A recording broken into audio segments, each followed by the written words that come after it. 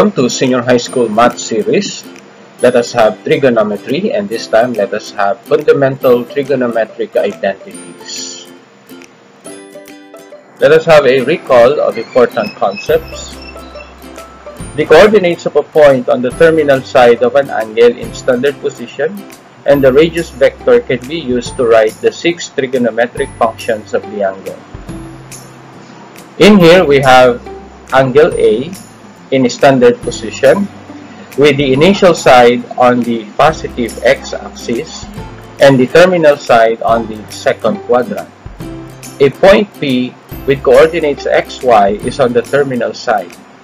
Hence, we can use these coordinates of the point and the radius vector to find the 6 trigonometric functions of angle A.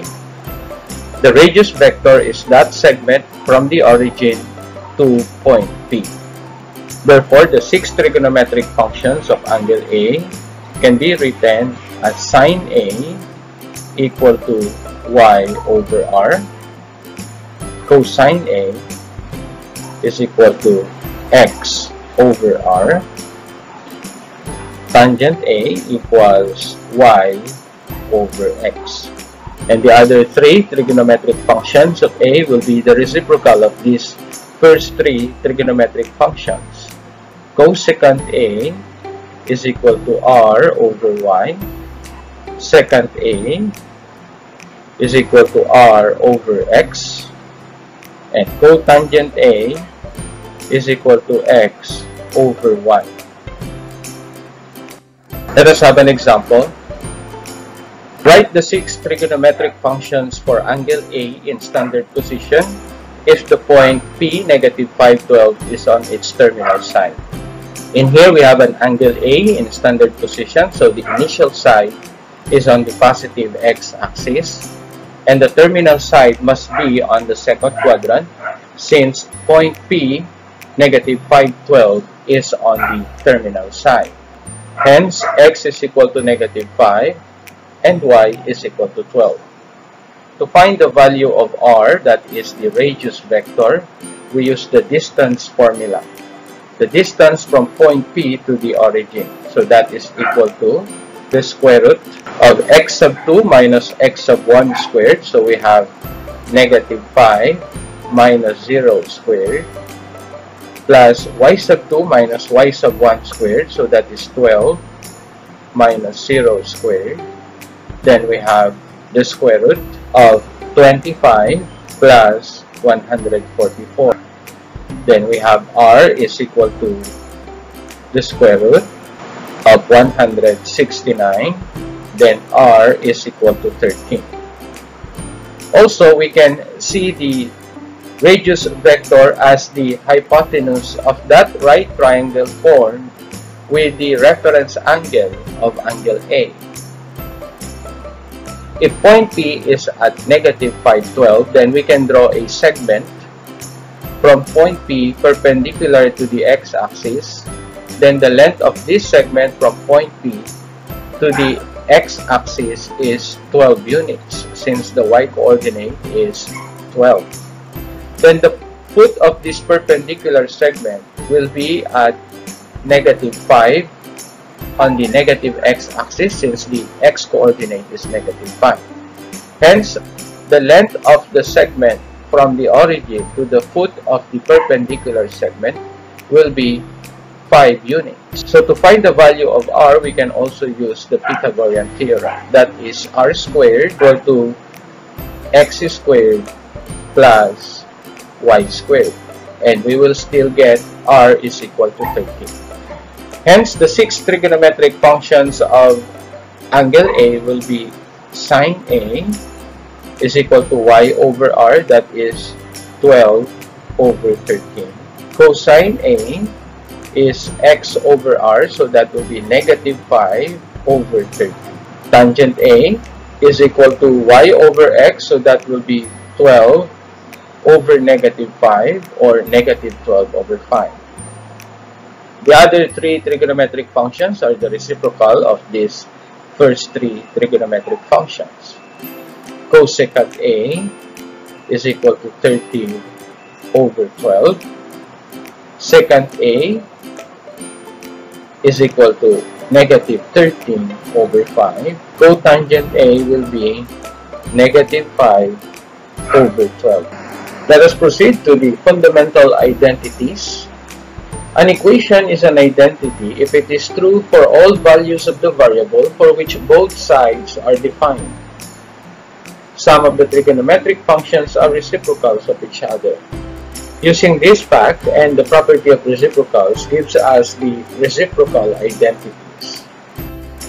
So we have the reciprocal identities. We have sine A is equal to 1 over cosecant A. Hence, cosecant A is equal to 1 over sine A. Another one of these reciprocal identities, cosine A is equal to 1 over secant A. So we have secant A is equal to 1 over cosine A. The third will be tangent A equals 1 over cotangent A. Then we have cotangent A is equal to 1 over tangent A. The definition of the trigonometric functions can be used to prove the reciprocal identities. Let us have an example. Prove secant A is equal to 1 over cosine A. In proving this identity, we're going to use the right-hand side of the equation. So we're going to substitute the value of cosine A, that is equal to x over r, shown on the previous slide. So we have 1 over cosine A equals 1 over x over r. That is using the definition of cosine function of an angle in standard position. Now we are to divide 1 by x over r. So in dividing whole number by a fraction, we multiply the whole number by the reciprocal of the fraction. So we have r over x. This is by dividing whole number by a fraction. R over x, according to the definition of secant function of an angle in standard position, is equal to secant A. The reciprocal identities are called fundamental identities. Two other fundamental identities called quotient are presented in the next slide. So let us have the quotient identities. One is tangent A, that is equal to sine A over cosine A. The other is cotangent A equals cosine A over sine A. Let us have another example. Prove cotangent A is equal to cosine A over sine A.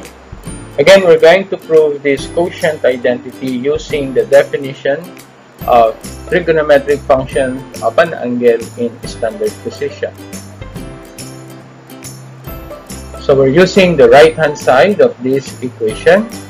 Cosine A over sine A is equal to x over r over y over r.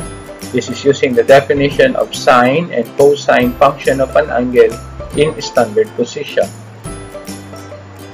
Now we have division of fraction, x over r divided by y over r.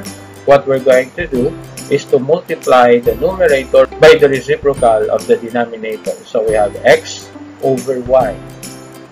That is using division of fractions. And according to the definition of cotangent function of an angle in standard position, x over y is equal to cotangent A. The next set of identities are called the Pythagorean identities. First, we have sine squared A plus cosine squared A equals 1. Next, we have 1 plus tangent squared A equals secant squared A. And the third, we have 1 plus cotangent squared A equals cosecant squared A. These three Pythagorean identities can be written in other forms using derivation. The first Pythagorean identity can be written as sine squared A equals 1 minus cosine squared A. We can also write this as an equation for cosine function of A in terms of sine function. So we have cosine squared A equals 1 minus sine squared A. The second Pythagorean identity can be written as secant squared A minus 1 equals tangent squared A.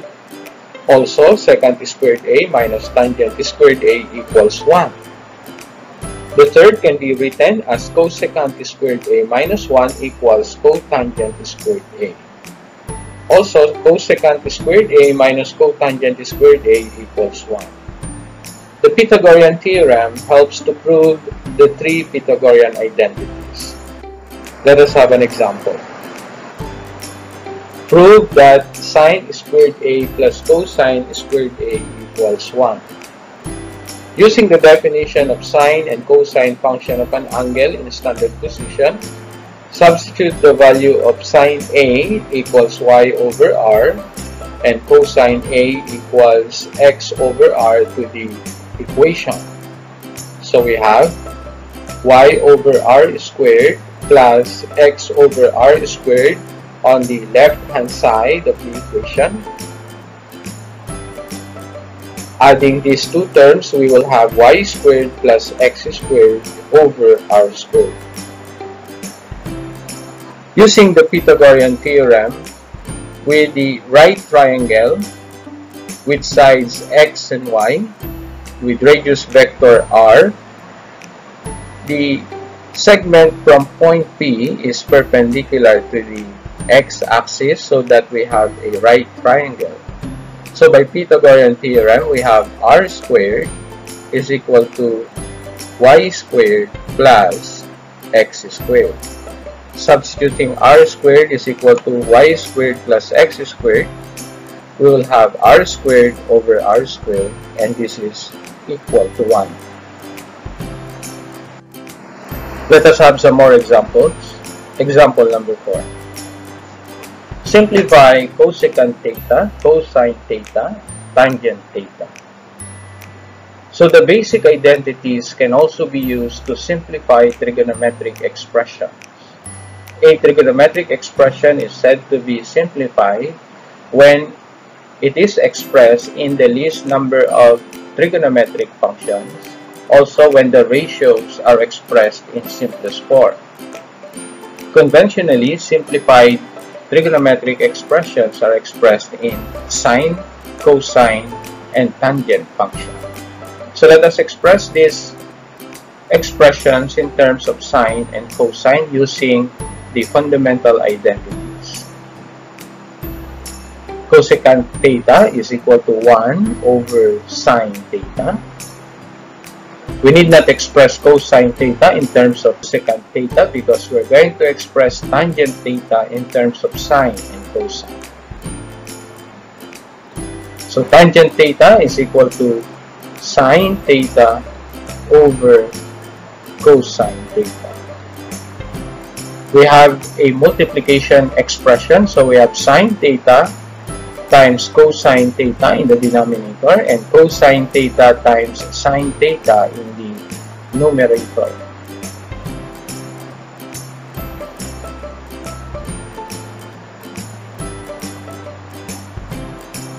A number divided by itself is equal to 1, so we can cancel sine theta because sine theta over sine theta is equal to 1. And that is also true for cosine theta over cosine theta, that is equal to 1. Hence, cosecant theta, cosine theta, tangent theta is equal to 1. Example number 5. Express secant squared theta minus 1 over secant squared theta in terms of sine function. We know that secant theta is equal to 1 over cosine theta. So we can express the numerator as 1 over cosine squared theta minus 1 and the denominator as 1 over cosine squared theta. Simplifying the numerator, we have 1 minus cosine squared theta over cosine squared theta, and then multiplying this by the reciprocal of the denominator, that is cosine squared theta over 1. Cosine squared theta over cosine squared theta is equal to 1, so that cancels. From the Pythagorean identities, we know that 1 minus cosine squared theta is equal to sine squared theta. Hence, secant squared theta minus 1 over secant squared theta is equal to sine squared theta.